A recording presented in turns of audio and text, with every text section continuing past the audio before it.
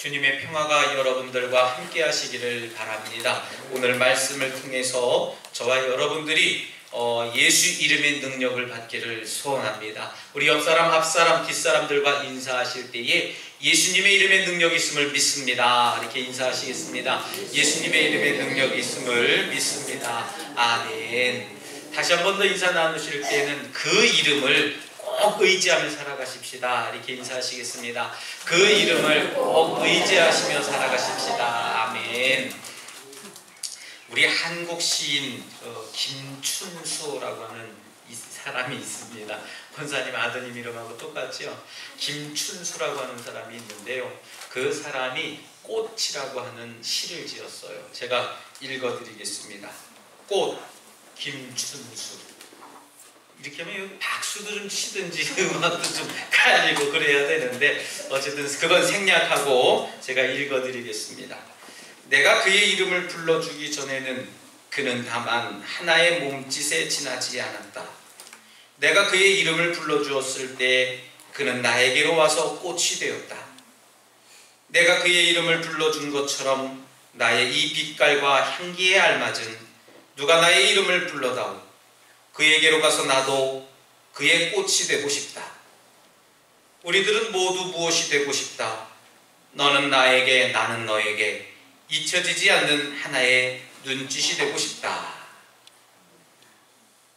아멘은 안 하셔도 됩니다. 왜냐하면 시니까요. 우리 시편에 나오는 이렇게 다윗이 쓴 시도 있습니다만은 제가 이 말씀을 가만히 준비해 보면서 여러 시도 이렇게 좀 있습니다. 근데 제가 이 고등학교 이 교과서에 나왔던 그런 시거든요. 그래서 제가 이거를 외우기도 했는데 갑자기 외워보려니까 잘 안 외워지더라고요. 그래서 제가 멋쩍스럽게 참 여러분들에게 암기를 해서 이렇게 좀 시낭독을 해드렸으면 좋았을 텐데 참 이렇게 제가 지식이 이렇게 조금 부족합니다. 여러분들 이 시를 가만히 읽어보면서요. 참 공감되는 부분이 많이 있고 이 시가 만약에 기독교 관점에서 우리가 좀 시로 읽혀졌으면 어떤 마음으로 들려지고 읽혀질까라는 그런 생각을 좀 해보게 됐습니다. 여러분들 누군가에게 내가 어떻게 불려지느냐 정말 중요한 것 같습니다.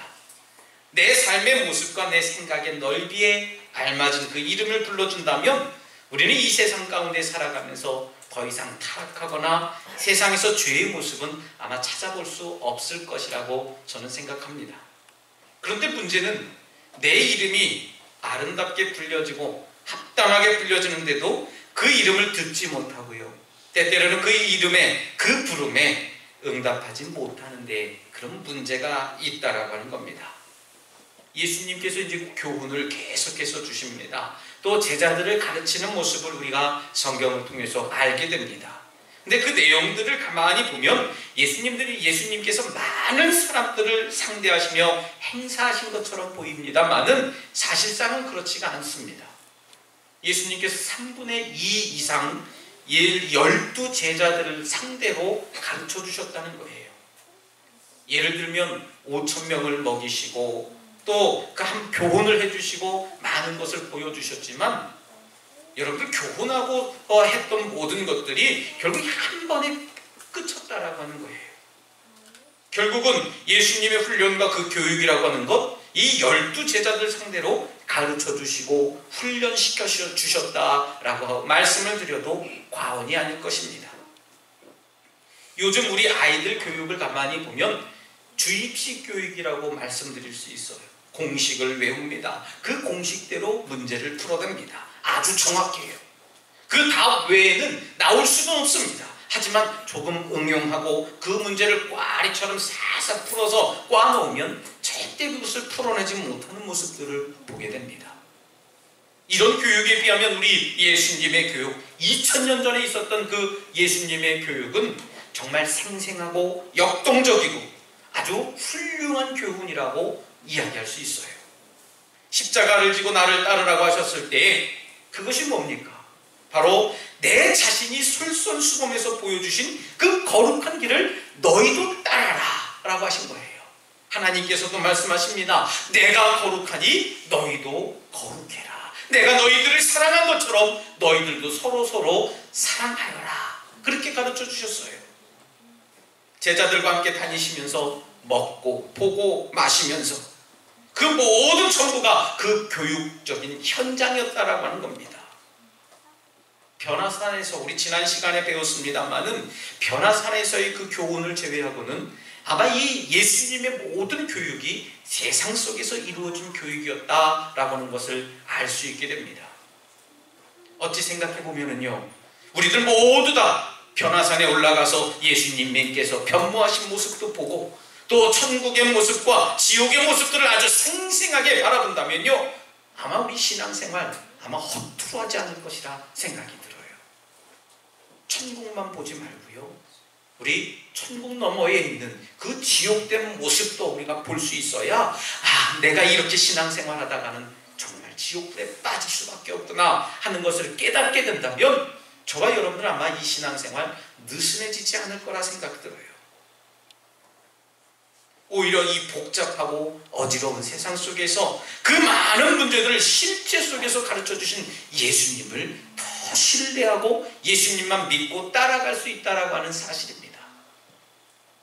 저는 초등학교 3학년 때에 비로소 원숭이라고 하는 동물을 처음 봤습니다. 말로만 듣고 그림책에서만 보고 흑백 텔레비전에서 봤던 그 원숭이를요, 서울 창경원에 가서 초등학교 3학년 때, 국민학교 3학년 때 처음 봤습니다. 처음 보니까 어떤 생각이 드냐면요, 참 무섭다는 생각도 좀 들어요. 이상한 소리를 냅니다. 얼굴이 유난히 내가 생각한 거하고 달라요. 얼굴이 유난히 더 빨갛고 엉덩이는 더 뻘겋습니다. 귀엽다는 생각보다도 우스꽝스럽다 생각이 듭니다. 근데 또 중요한 교훈이 뭐였냐면요, 그 다음부터 원숭이를 한번 그려봐라, 이 그림을 그려봐라 했을 때는요, 더 잘 묘사하고 그릴 수 있었다는 거예요. 그 전에는 원숭이인지 괴물인지 사람인지 모르게 그렸는데 실제로 보고 나서는 더 잘 그렸다는 것이에요. 예수님께서도 제자들을 가르쳐 주실 때에 말로만 하나님의 말씀을 인용하면서 주입식으로 가르쳐 주시지 않았다는 거예요. 솔선수범하시면서 보여주시고 제자들을 가르쳐 주셨다는 것이죠. 그때 그 사회적 경험을 가만히 보면 예수님께서 제자들을 가르쳐 주실 때에 위험스럽고 돌에 맞는 핍박 속에서 그 세상 속에서 가진 비난을 제자들과 함께 받으셨다는 겁니다. 제자들을 향해 교훈 주시고 가르치실 때에는 문자적으로만 가르치신 게 아니에요. 철저하게 제자들을 행동시키시고 실천하게 하시고 도전적인 교육을 그들에게 주었다라고 하는 겁니다. 여러분, 제자라고 하면 두 가지 신분을 가지게 됩니다. 하나는 자연인이라고 하는 본인 신분을 가지고 있어요. 두 번째는 예수님의 제자라고 하는 그 신분을 가지고 있습니다. 저의 경우에 예를 많이 들어보면은 저에게도 두 가지 신분이 있습니다. 하나는 제 자신 김장호라고 하는 그 인간적인 자연인이 있고요, 또 하나는 김장호 목사라고 하는 그 또 하나의 신분이 있습니다. 그런데 이 신분이 참 어렵고 힘들 때가 많아요. 그것은 뭐냐면 세상에 살아갈 때에 그냥 목사로 봐주던지 아니면 자연인으로 봐주던지 그러면 좋겠는데요, 당신들 좋을 때에는 목사로 부릅니다. 목사님 그래요. 그렇게 인정하면서 살아가요.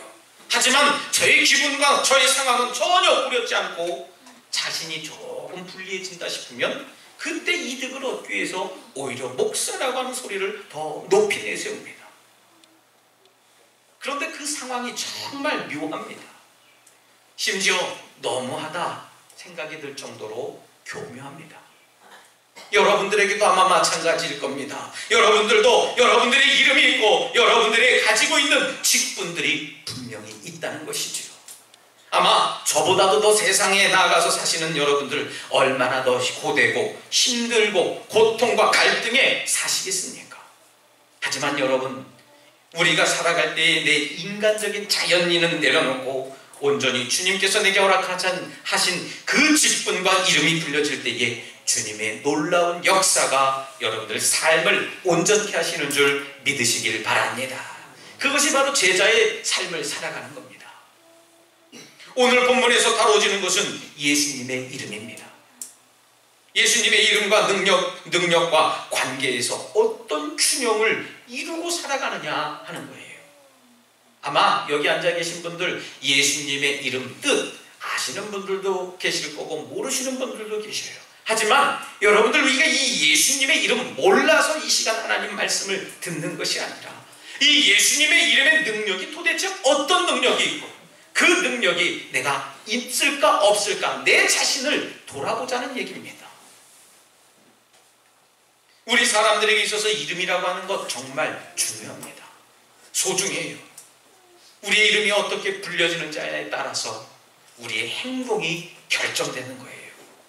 아브라함, 열국의 아버지란 뜻으로 하나님께서 불러주셨습니다. 실제적으로 열국의 아버지처럼 살았어요. 야곱, 간사하다는 뜻인데 정말 그 삶이 얼마나 간사했습니까? 아버지와 형을 속였습니다. 심지어 외삼촌까지 속였어요. 그런 삶을 살았습니다. 이스라엘, 하나님과 겨루어 이긴 사람이었습니다. 그 이름대로 운명을 산 사람들을 볼 수가 있어요. 예수 그리스도, 이 뜻은 우리의 구원자라고 하는 뜻입니다. 여러분 믿습니까? 우리의 구원자세요. 예수는 구원이시고 구원은 곧 예수라고 하는 사실입니다. 그래서 우리가 예수 그리스도의 이름을 믿고 부르는 성도라고 하는 이름을 다시금 갖게 되었다는 거예요. 여러분 교인이 뭡니까? 교회에 그냥 출석하고 교회에 다니면 교인이에요. 물론 그렇다고도 말할 수 있겠습니다만은요, 교인은 그리스도의 이름을 부르는 사람들이라고 하는 뜻이에요. 그리고 그리스도의 이름으로 살아가는 사람들을 교인이라고 부르는 겁니다. 우리는 예수 그리스도의 이름 부르기까지는 참 잘 불러요. 예수님, 주여, 주님, 여기까지는 참 잘 불러요. 여기까지만요. 그런데 그 다음인 예수 그리스도의 이름으로 살아가기는 여전히 힘든 문제인 것 같습니다. 왜 힘들어요? 그건 내 인생의 주인공이 여전히 내 자신이 있어요. 내 삶의 주인은 여전히 내가 되어서 그렇습니다. 주님께 모든 걸 맡기면 그렇게 되는데 여전히 내 자신이 세상이 너무 즐겁고 세상 사는 것이 너무 재미있습니다. 그래서 그것을 맡기지 못하는 겁니다. 예배합시다, 기도합시다 하면 핑계들은 참 멋지게들 잘 돼요. 그런데요, 세상에서 부름에 대해서 몸이 아파도 그 세상 부름엔 참여하는 모습을 보게 됩니다. 이해하고 들으시길 바랍니다. 언젠가는 교회에 나오시지 못했습니다. 주일날 낮예배 나오시지 못하셔서 인천도 안 나가셨는데 이 주변 사람들에게 이야기를 들어보니까 몸이 많이 불편해서 교회에 나오시지 못할 정도로 아프셨다 그래요. 그래서 사모하고 둘이 옷도 못 갈아입고 주일 낮예배 마친 후에 오후 예배 마친 후에 부랴부랴 찾아갑니다. 심지어는 어떤 분들은 뭐 먹지도 못하시고 이렇게 식음을 이렇게 못하셨다 하면 사모가 이렇게 좀 음식 솜씨는 참 없습니다만은 그래도 정성을 담아서 죽을 써서 가요. 그러면 집에 계시지 않습니다. 큰일 났거든요. 똑똑똑 원사님 불러도요 대답이 없어요. 그래서 문을 빼꼼 열어보면 아무 인기척이 없습니다. 화장실에 쓰러지셨나? 화장실도 열어보다 안 계십니다. 여기저기 불러봐도 안 계셔요. 그래서 조용히 놓을 거 놓고 거기서 둘이 사모와 저와 둘이 조용히 묵도하면서 기도합니다. 주인 없는 빈집에서 사모와 기도하고 돌아올 때 얼마나 힘이 빠지는지 몰라요. 어디 갔나 나중에 들어보니까요, 밭에 나가서 일하신 분도 계시고 어떤 분들은 회관에 가서 있으셨다는 분들도 계십니다. 아프셨다는 분들이 말입니다. 남의 교회 얘기 아닙니다. 우리 덕수교에서 일어나는 일이에요. 여러분, 우리가 왜 이렇게 이름값을 하며 살기가 너무 힘든 것입니까? 서두에도 말씀드렸던 것처럼 내 자아가 여전히 죽지 않아서 그렇고요. 두 번째는 여전히 하나님은 두 번째, 그 다음 세 번째, 하나님 네 번째이기 때문에 그래요. 지금 내가 지금 눈으로 보고 느낄 수 없는 이득을 위해서는 뭐든지 할 수 있다는 겁니다. 하늘에 소망을 두고 주님의 영광을 위한다면 그렇게는 안 되겠죠. 여러분, 우리 덕수교회라고 하는 것도 문제입니다. 덕수교회 교인 해놓고 이거 행동 조심해야 되겠거든요. 세상 사람들은요, 교회 다니는 사람들은 어쩌다 저쩌다 먼저 이야기를 하기 좋아합니다. 그리고 그 중에서 북미에 있는 덕수교 교인들은 어떻다 하는 것을 이야기하는 것을 재미삼습니다. 저도 속으로 그렇게 많이 해요. 배터에서 이렇게 가만히 줄을 서서 기다립니다. 배가 이렇게 들어온다고 이렇게 하니까 많은 사람들이 요즘처럼 관광객이 많은 때에는 줄 서 있는 것도 힘들어요. 햇빛 쨍쨍 내리쬐죠. 어떤 땐 비가 오면 더 처량하기 그지없습니다. 줄을 서서 기다리고 있는데 갑자기 그냥 사람들이 싹 지나가면서 새치기를 하면요, 참 한마디 해주고 싶어요. 그 중에 교인들도 있다는 겁니다.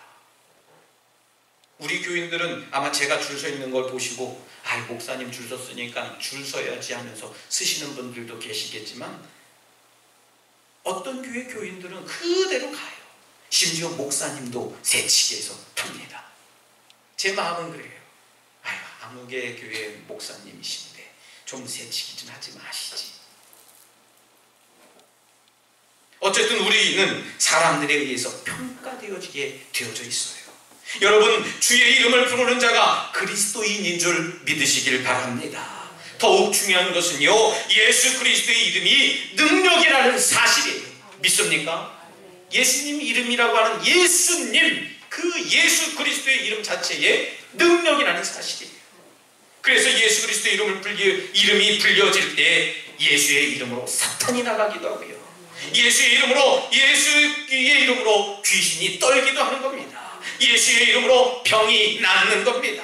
예수의 이름으로 영혼이 잘 되는 것인 줄 믿으시길 바랍니다.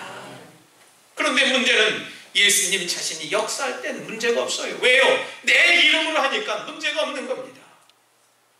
내가 내게 말하노니 나사로야 일어나라, 나사로야 나오너라. 여러분, 죽은 사람을 보고도 이런 명령을 내리시는 분 예수님이셨거든요. 자신의 이름을 가지고 행사했어요. 문제가 될 게 없습니다. 죄를 사해 주실 때도 누구의 이름으로 한 게 아닙니다. 하나님의 이름으로 죄를 사한다가 아니었어요. 내가 내게 말하노니 내 죄는 사해졌노라, 그렇게 선포하셨을 때 죄에서 노임을 받았거든요. 문제는 이 제자들이 문제입니다. 제자들은요, 자기 이름으로 한 게 아니에요. 곧 베드로의 이름으로 일어나 걸어라, 요한의 이름으로 걸어라, 그러지 못했습니다. 예수님의 제자들은 예수님의 이름으로 행사한다는 거예요. 이름 자체에 능력이 있다는 겁니다. 예수님의 이름을 빌어다 쓴다는 얘기예요. 사도행전 3장 6절 말씀에 보면 성전 비문에 앉은 나면서부터 걷지 못한 사람이 등장합니다. 그때 베드로와 요한이 뭐라고 얘기를 합니까? 내게